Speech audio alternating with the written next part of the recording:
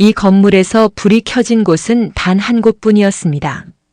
자정이 넘은 시각 서울 강남의 한 오피스 빌딩 23층에서 김준호라는 남자가 홀로 야근을 하고 있었습니다.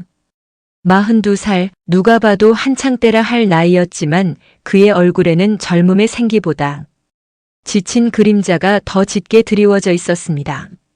책상 위에는 파이어족 완전 정복이라는 제목의 책과 빽빽하게 숫자가 적힌 재무 계획서가 놓여 있었고 모니터 화면에는 자산 관리 앱이 열려 있었습니다. 그는 손끝으로 모니터 화면을 가만히 쓸어내렸습니다. 숫자들이 빼곡히 나열된 화면, 그 맨 아래에 적힌 총 자산 금액 20억 원. 마침내 목표에 도달한 순간이었습니다. 그런데 이상했습니다. 가슴이 뛰어야 할 텐데, 환호성이라도 질러야 할 텐데 아무 느낌이 없었습니다. 마치 오래전에 꺼버린 형광등처럼 그의 마음 어딘가가 희미하게 깜빡이다. 완전히 꺼져버린 것만 같았습니다. 준호는 기지개를 켜며 뒷목을 문질렀습니다. 뻣뻣하게 굳은 어깨가 뚝뚝 소리를 냈습니다. 창밖을 바라보니 도시의 불빛들이 보석처럼 반짝이고 있었지만 그 화려함이 오히려 그의 외로움을 더 짙게 만들어주는 것만 같았습니다. 딱 10년이었습니다. 32살에 세운 계획. 남들이 30년에 걸쳐 할 일을 10년에 압축해서 끝내자. 연봉이 가장 빨리 오르는 부서, 가장 힘든 프로젝트의 자원에서 뛰어들었습니다. 주말도 휴일도 심지어 명절에도 회사에 나왔습니다. 그렇게 10년을 달려온 끝에 드디어 목표에 도달했건만 왜 이리 마음이 텅 비어 있는 걸까요? 준호는 책상 서랍을 열었습니다. 거기에는 이미 작성해둔 사직서가 들어 있었습니다. 내일이면 이 종이 한 장으로 15년간의 직장 생활에 마침표를 찍게 될 터였습니다. 그런데 그 순간 서랍 구석에 구겨져 있던 낡은 사진 한 장이 눈에 들어왔습니다. 사진 속에는 젊은 시절의 자신과 함께 웃고 있는 사람들이 있었습니다.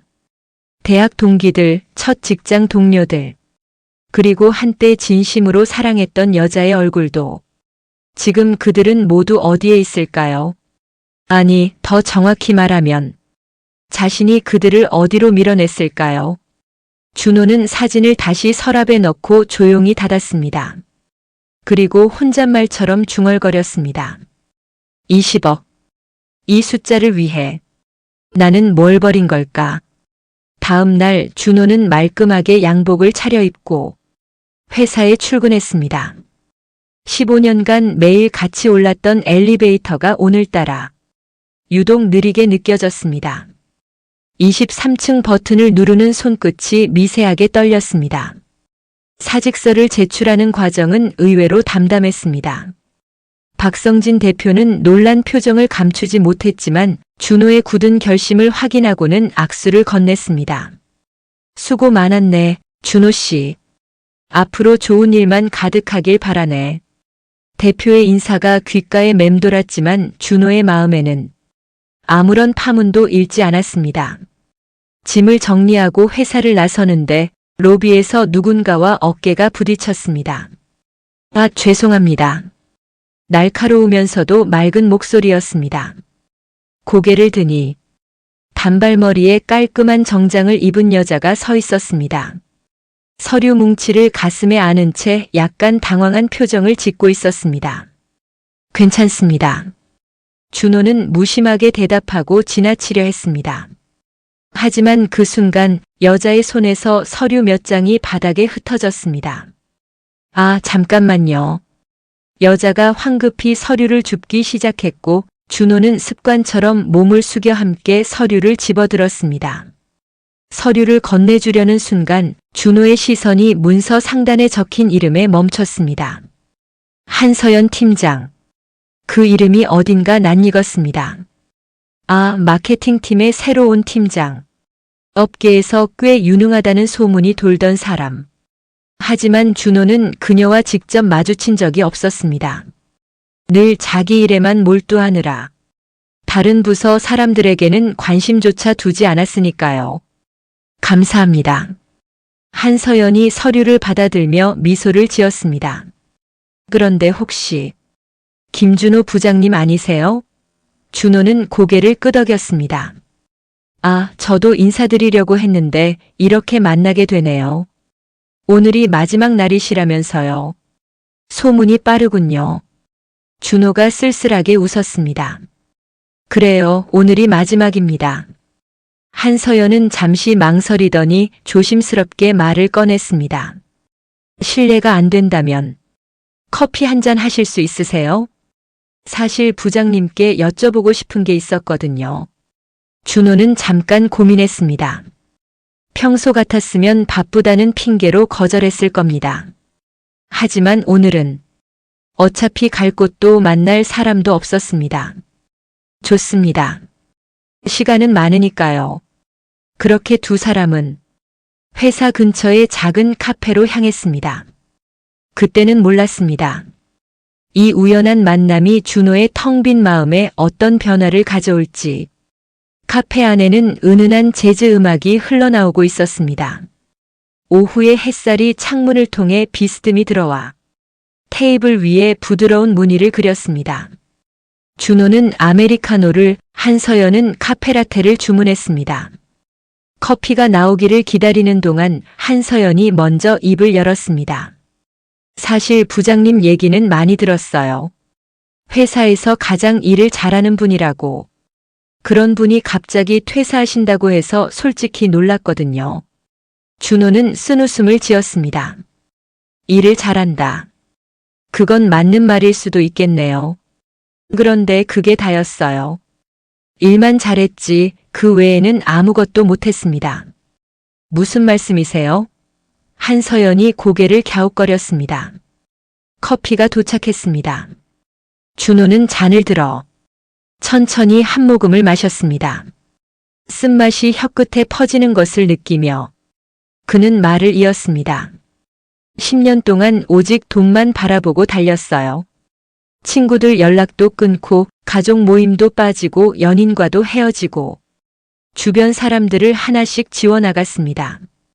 그래야 집중할 수 있다고 생각했거든요. 한서연의 표정이 미묘하게 변했습니다. 무언가를 이해한 듯한, 동시에 안타까워하는 듯한 표정이었습니다. 그래서 후회하세요?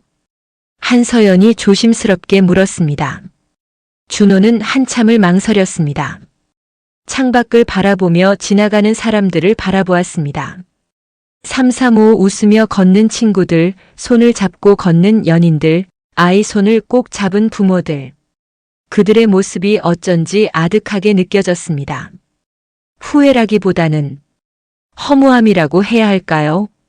목표에 도달했는데 아무 느낌이 없어요. 기쁨도 성취감도 아무것도. 그냥 텅 비어 있어요. 한서연이 고개를 끄덕였습니다. 그녀의 눈가에 알 수 없는 감정이 스쳤습니다.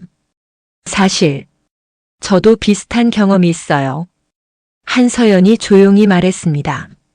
제가 이 회사에 오기 전에 정말 죽도록 일만 했거든요. 그러다가 엄마가 편찮으시다는 연락을 받았는데 저는 출장 중이라 가지 못했어요. 김영숙이라는 이름이 준호의 기억 한 구석을 스쳤습니다. 어디선가 들어본 것 같은 이름. 하지만 지금은 그것보다 한서연의 목소리에 담긴 떨림이 더 신경 쓰였습니다. 지금은 괜찮으신가요? 어머니 분은요. 한서연이 힘없이 웃었습니다. 다행히 지금은 많이 좋아지셨어요. 그 일이 있고 나서 저도 많이 변했거든요. 워라벨의 소중함을 깨달았다고 해야 하나? 그래서 이 회사로 옮겨왔어요. 여기는 야근 문화가 덜하다고 해서요. 준호는 그녀의 말에 묘한 감정을 느꼈습니다. 자신은 10년이 지나서야 겨우 깨달은 것을 이 젊은 여자는 이미 알고 있었던 것입니다. 현명하시네요. 저보다 훨씬. 한서연이 고개를 저었습니다. 아니에요. 저도 뼈아프게 대가를 치르고 나서야 깨달은 거예요. 깨달음에는 빠르고 늦음이 없는 것 같아요. 중요한 건 깨달은 다음에 어떻게 하느냐 아닐까요? 그 말이 준호의 마음에 작은 파문을 일으켰습니다. 깨달은 다음에 어떻게 하느냐. 그는 지금까지 그것에 대해 단 한 번도 생각해 본 적이 없었습니다. 퇴사 후 일주일이 지났습니다. 준호는 매일 아침 6시에 눈이 떠졌습니다. 15년간의 습관이 몸에 배어 있었으니까요. 하지만 갈 곳이 없었습니다. 정장을 꺼내 들었다가 다시 옷장에 걸어놓기를 반복했습니다. 텔레비전을 켜도 재미가 없었습니다. 책을 집어들어도 첫 페이지를 넘기지 못했습니다.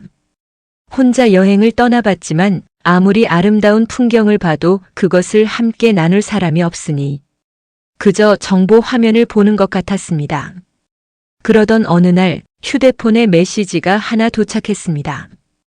부장님 한서연입니다. 혹시 내일 시간 되세요? 저희 회사 근처에 새로 생긴 분식집이 있는데 떡볶이가 정말 맛있거든요. 같이 가실래요? 준호는 한참 동안 그 메시지를 바라보았습니다. 낯선 감정이 스쳤습니다. 설렘이라고 해야 할까요? 아니면 그리움이라고 해야 할까요? 오랫동안 잊고 있었던 감정이었습니다. 다음 날 준호는 약속 장소에 나갔습니다. 작은 분식집 앞에서 한서연이 밝게 손을 흔들고 있었습니다. 오늘따라 그녀는 편안한 청바지에 흰색 블라우스 차림이었습니다. 회사에서 봤던 날카로운 인상과는 사뭇 달랐습니다. 어서 오세요. 여기 떡볶이가 진짜 맛있어요. 제가 자주 오거든요. 분식집 안은 따뜻한 열기와 고소한 냄새로 가득했습니다. 준호가 마지막으로 분식집에 온 게 언제였는지 기억나지 않았습니다. 아마 대학 시절이 아니었을까요? 두 사람은 떡볶이와 순대, 튀김을 나눠 먹으며 이런저런 이야기를 나눴습니다. 한서연은 자신의 어린 시절 이야기며 엄마인 김영숙 씨가 어떤 분인지, 요즘 건강은 어떤지 등을 들려주었습니다. 엄마가 요즘 자꾸 저한테 결혼 얘기를 하세요. 나이가 들어가니까 걱정이 되시나 봐요. 한서연이 웃으며 말했습니다. 부모님 마음이 다 그렇죠. 준호가 대답했습니다. 그러다가 문득 자신의 부모님 얼굴이 떠올랐습니다. 언제 마지막으로 연락했더라. 명절에도 바쁘다는 핑계로 내려가지 않았던 것 같은데. 부장님 부모님은 어디 계세요? 준호가 잠시 멈칫했습니다. 충청도요. 시골에 계세요. 그런데 오래 연락을 못했네요. 한서연이 조용히 고개를 끄덕였습니다. 그녀는 아무 말 없이 떡볶이를 집어 준호의 접시에 올려놓았습니다. 그 작은 행동에 준호는 코끝이 시큰해지는 것을 느꼈습니다. 누군가에게 이렇게 사소한 배려를 받은 게 얼마만인지. 그날 밤 준호는 오랜만에 부모님께 전화를 걸었습니다. 아버지가 전화를 받으셨습니다. 뜬금없이 웬 전화냐고 물으시면서도 목소리에는 반가움이 묻어났습니다. 아버지, 저 회사 그만뒀어요. 이제 좀 쉬려고요. 전화기 너머로 아버지의 놀란 숨소리가 들렸습니다. 그리고 뒤이어 어머니의 목소리가 들려왔습니다. 뭐라고? 준호가 뭐라고 했어? 준호는 한참을 통화했습니다. 그동안 못했던 이야기들을 하나씩 꺼내놓았습니다. 통화를 끊고 나니 마음 한구석이 따뜻해지는 것을 느꼈습니다. 이 감정이 그리움이었구나. 그 후로 준호와 한서연은 종종 만났습니다. 점심을 함께 하기도 하고 퇴근 후 산책을 하기도 했습니다. 준호에게는 처음 느껴보는 감정이었습니다. 누군가와 함께하는 시간이 이렇게 따뜻할 수 있다는 것을. 하지만 마음 한편에서는 불안감이 자라나고 있었습니다. 자격이 있을까? 10년간 모든 관계를 끊어온 자신이 다시 누군가와 가까워질 자격이 있는 걸까? 어느 날 두 사람은 한강 공원을 걷고 있었습니다. 노을이 강물에 반사되어 황금빛 물결을 이루고 있었습니다. 그 아름다운 풍경 속에서 한서연이 문득 물었습니다. 부장님 예전에 만나시던 분, 있었어요? 준호의 발걸음이 멈췄습니다. 가슴 한구석이 쿵 내려앉는 것 같았습니다. 있었어요. 오래전에. 준호가 낮은 목소리로 대답했습니다. 그녀는 저와 결혼하려고 했어요. 근데 제가 못하게 했죠. 왜요? 목표를 이룰 때까지는 결혼할 수 없다고 했어요. 그녀가 기다리겠다고 했는데 저는 기다리지 말라고 했습니다. 짐이 될 것 같았거든요. 한서연이 말없이 그를 바라보았습니다. 그녀의 눈에 연민과 이해가 교차했습니다. 그게 후회되세요? 준호는 강물을 바라보았습니다. 노을빛이 점점 짙어지고 있었습니다.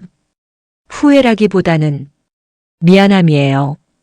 그녀가 지금 행복하게 살고 있다면 다행이겠지만 그게 아니라면 저 때문에 그렇게 된 거잖아요. 한서연이 조용히 한숨을 쉬었습니다. 그리고 자신의 이야기를 꺼내기 시작했습니다. 저도 비슷한 경험이 있어요. 저한테는 수빈이라는 여동생이 있었거든요. 사실 동생이라기보다는 엄마가 재혼하셔서 생긴 이복동생이에요. 준호가 고개를 돌려 그녀를 바라보았습니다. 저는 처음에 그 동생을 받아들이지 못했어요. 엄마가 다른 가정을 꾸린 게 싫었거든요. 그래서 일부러 차갑게 대했죠. 명절에도 안 가고 전화도 안 받고. 한서연의 목소리가 떨리기 시작했습니다. 그러다가 엄마가 쓰러지셨어요. 수빈이 전화했는데 저는 받지 않았어요. 회의 중이라고. 나중에 연락 준다고 문자만 보냈죠. 그녀의 눈에서 눈물이 흘러내렸습니다. 다행히 엄마는 괜찮아지셨어요. 근데 그때 수빈 얼굴을 봤는데 그 애가 울면서 말하더라고요. 언니, 나 무서웠어. 엄마 쓰러지는 거 혼자 봤는데 어떻게 해야 할지 몰랐어. 준호는 말없이 한서연의 손을 잡았습니다. 그녀의 손이 차갑게 떨리고 있었습니다. 그날 이후로 저는 달라졌어요. 수빈한테도 엄마한테도 진심으로 다가가려고 노력했어요. 늦었지만 그래도 아직 기회가 있으니까요. 준호는 한참 동안 말이 없었습니다. 그리고 천천히 입을 열었습니다. 저도 기회가 있을까요? 한서연이 눈물을 닦으며 미소 지었습니다. 당연하죠. 깨달은 순간이 바로 시작이에요. 아직 늦지 않았어요, 부장님. 노을이 완전히 지고 어둠이 내려앉았습니다. 하지만 두 사람의 마음에는 작은 불빛이 켜지기 시작했습니다. 그로부터 며칠 후 한서연이 준호에게 전화를 걸어왔습니다. 부장님, 이번 주말에 시간 되세요? 엄마가 만나보고 싶다고 하시는데. 준호는 당황했습니다. 어머니라니. 벌써 그런 사이가 된 건가? 아니, 그보다도 자신 같은 사람이 누군가의 어머니를 만나도 되는 걸까? 부담 가지실 필요 없어요. 한서연이 웃으며 말했습니다. 그냥 제가 요즘 자주 만나는 분이 있다고 했더니 궁금해하시더라고요. 식사 한 끼 대접하고 싶으시대요. 주말 준호는 단정하게 옷을 차려입고 약속 장소로 향했습니다. 한서연의 집 근처에 있는 작은 한식당이었습니다. 문을 열고 들어가니 한서연과 함께 한 여성이 앉아 있었습니다. 어서 오세요. 여기 앉으세요. 김영숙 씨였습니다. 60 중반쯤 되어 보이는 분이었지만 눈가에는 온화한 미소가 가득했습니다. 손에는 약간의 주름이 있었지만 그 손이 오랫동안 가족을 돌봐왔다는 것을 말해주는 듯 했습니다. 처음 뵙겠습니다. 김준호입니다. 김영숙 씨가 환하게 웃었습니다. 우리 서연과 많이 이야기했어요. 일도 열심히 하시고 성격도 좋으시다고. 한서연이 얼굴을 붉히며 엄마라고 작게 말했습니다. 식사를 하는 동안 김영숙 씨는 이런저런 이야기를 들려주었습니다. 한서연이 어린 시절 어떤 아이였는지, 얼마나 노력해서 지금의 자리에 올랐는지, 그 이야기들 속에서 준호는 한 가족의 따뜻함을 느낄 수 있었습니다. 그런데 김영숙 씨가 문득 준호를 바라보며 물었습니다. 준호 씨 부모님은 어디 계세요? 충청도에 계십니다. 시골이에요. 자주 내려가세요? 준호는 말문이 막혔습니다. 정직하게 대답할 수밖에 없었습니다. 사실 오래 못 갔습니다. 일이 바빠서 핑계를 대다 보니 김영숙 씨가 고개를 끄덕였습니다. 그녀의 표정에는 판단이 아닌 이해가 담겨 있었습니다. 다들 그래요. 바쁘게 살다 보면 가장 가까운 사람을 잊게 되더라고요. 그녀가 조용히 말했습니다. 저도 그랬어요. 서연 아버지가 돌아가시고 나서 한동안은 서연한테 신경을 못 썼거든요. 나중에 후회했죠. 엄마. 한서연이 조용히 말했습니다. 괜찮아. 이제 다 지난 일이잖아. 김영숙 씨가 딸의 손을 잡으며 미소 지었습니다. 그리고 준호를 바라보았습니다. 준호 씨, 아직 늦지 않았어요. 부모님께 연락하세요. 그분들이 기다리고 계실 거예요.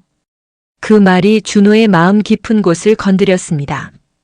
코끝이 시큰해지는 것을 느끼며 그는 고개를 숙였습니다. 감사합니다. 그 말씀 꼭 새기겠습니다. 식사가 끝나고 밖으로 나왔을 때 한서연이 준호의 손을 살짝 잡았습니다. 따뜻한 온기가 전해져 왔습니다. 어땠어요? 준호가 그녀를 바라보았습니다. 저녁 노을이 그녀의 얼굴에 부드러운 빛을 들이우고 있었습니다. 좋은 분이시네요. 당신을 닮으셨어요. 한서연이 활짝 웃었습니다. 그 순간 준호는 자신의 마음이 완전히 열리는 것을 느꼈습니다. 일주일 후 준호는 큰 결심을 했습니다. 한서연에게 전화를 걸었습니다. 서연 씨, 저 이번 주말에 고향에 내려가려고 해요. 정말요? 잘 생각하셨어요. 그런데 혼자 가기가 좀 걱정이에요. 너무 오래 연락을 안 해서 뭐라고 해야 할지 모르겠어요. 전화기 너머로 한서연의 웃음소리가 들렸습니다. 그럼 저도 같이 갈까요? 준호의 심장이 뛰었습니다. 정말 괜찮아요? 저도 부모님 뵙고 싶었어요. 시골 공기도 마시고 싶고요. 같이 가요. 주말이 되었습니다. 두 사람은 기차를 타고 충청도로 향했습니다. 창밖으로 펼쳐지는 풍경이 도시에서 시골로 바뀌어 갔습니다. 고층 빌딩 대신 초록빛 들판이, 아스팔트 대신 흙길이 눈에 들어왔습니다. 오래간만에 보는 풍경이네요. 준호가 창밖을 바라보며 말했습니다. 예뻐요. 한서연이 대답했습니다. 이런 곳에서 자라셨군요. 마을 입구에 도착했을 때 준호의 심장은 미친 듯이 뛰고 있었습니다. 오래된 돌담길, 익숙한 우체통, 어린 시절 뛰어놀던 공터. 모든 것이 그대로였지만 동시에 모든 것이 달라 보였습니다.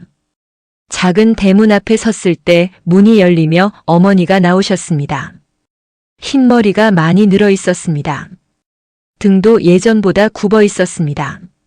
하지만 아들을 바라보는 그 눈빛은 변함이 없었습니다. 준호야. 그 한마디에 준호의 눈에서 눈물이 흘러내렸습니다.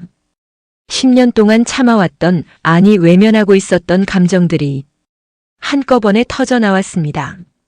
어머니, 죄송해요. 그동안 연락도 못 드리고. 어머니가 아들을 꼭 안아주셨습니다. 됐어. 왔으면 된 거야. 살아서 건강하게 왔으면 된 거야. 아버지도 나오셨습니다. 말없이 아들의 어깨를 툭툭 치셨습니다. 그 투박한 손길에서 10년간의 기다림과 그리움이 느껴졌습니다. 한서연이 조용히 뒤에 서 있었습니다. 어머니가 그녀를 발견하고 물으셨습니다.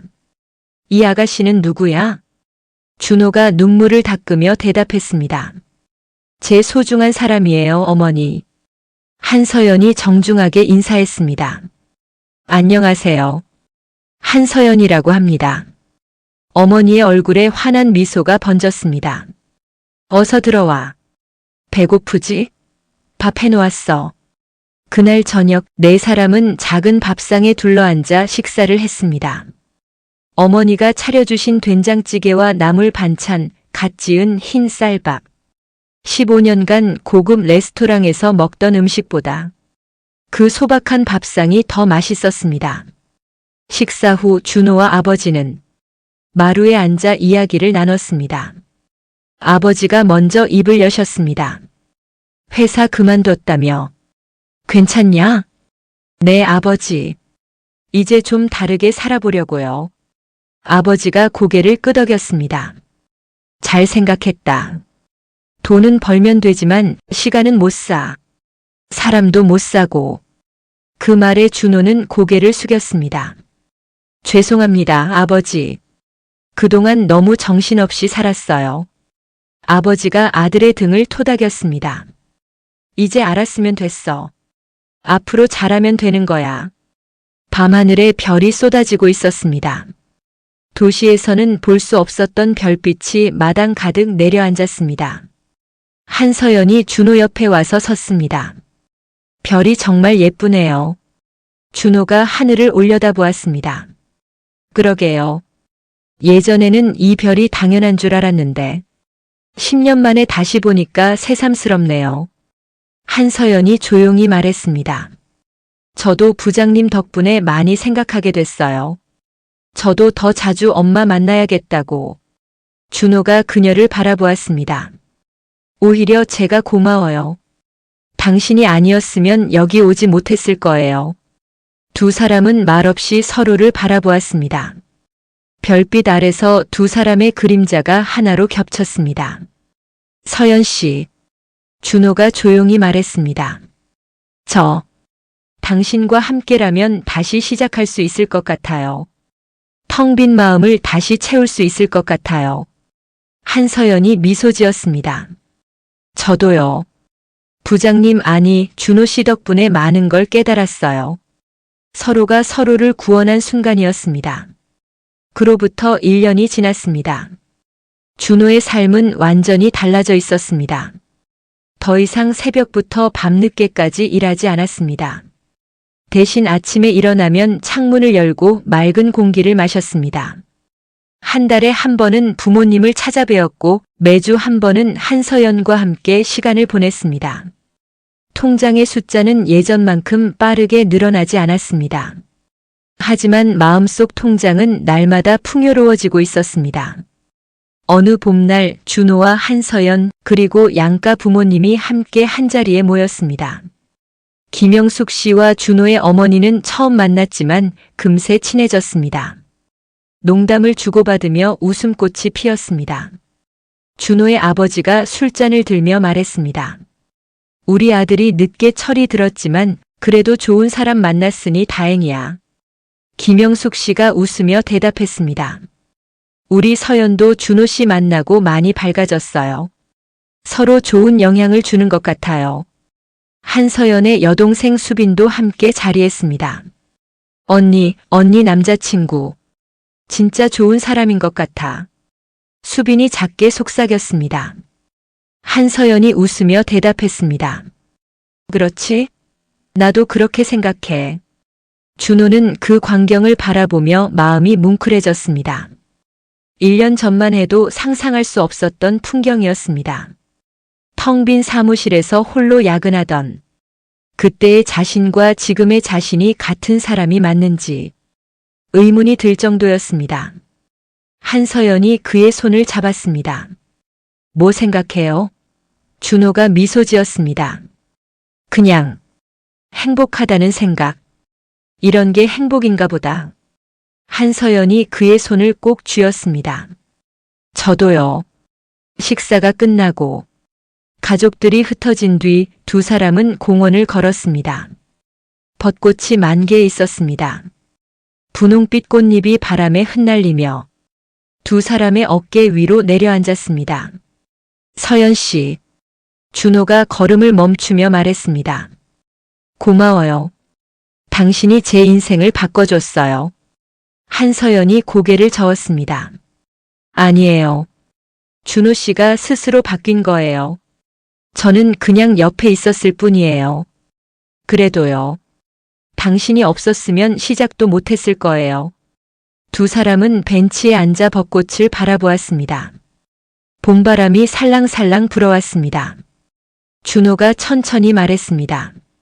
예전에 저는 돈만 있으면 행복해질 줄 알았어요. 20억 모으면 모든 게 해결될 줄 알았죠. 근데 막상 돈을 모으고 나니까 아무것도 느껴지지 않더라고요. 마음이 텅 비어 있었어요. 그는 한서연을 바라보았습니다. 근데 지금은 알 것 같아요. 진짜 행복은 숫자가 아니라 사람이더라고요. 함께 웃고, 함께 밥 먹고, 함께 걷는 사람. 그게 진짜 자산이었어요. 한서연이 그의 어깨에 머리를 기댔습니다. 좋은 깨달음이네요. 준호가 미소 지었습니다. 늦었지만 그래도 깨달아서 다행이에요. 벚꽃잎이 두 사람 위로 흩뿌려졌습니다. 마치 축복처럼. 지금도 밤늦게까지 야근하며 파이어족을 꿈꾸는 당신에게 묻고 싶습니다. 당신은 오늘 사랑하는 사람과 밥 한 끼라도 드셨습니까? 가장 안전하고 가장 수익률이 높은 투자는 가족과 건강에 쓰는 당신의 오늘입니다. 그걸 잊으면 저처럼 됩니다. 돈은 벌었지만 마음속 통장은 마이너스가 될 수 있습니다. 하지만 깨달은 순간이 바로 시작입니다. 아직 늦지 않았습니다. 오늘 저녁 오랫동안 연락 못한 가족에게 전화 한 통 어떨까요? 당신의 텅 빈 마음도 다시 채워질 수 있습니다. 다음 영상에서는 두 번째 기회라는 주제로 찾아뵙겠습니다. 실패 후에 다시 일어선 사람들의 이야기를 들려드릴게요. 재밌게 들으셨다면 구독과 좋아요 꼭 눌러주시고 주인공에게 힘찬 응원의 댓글도 많이 남겨주세요.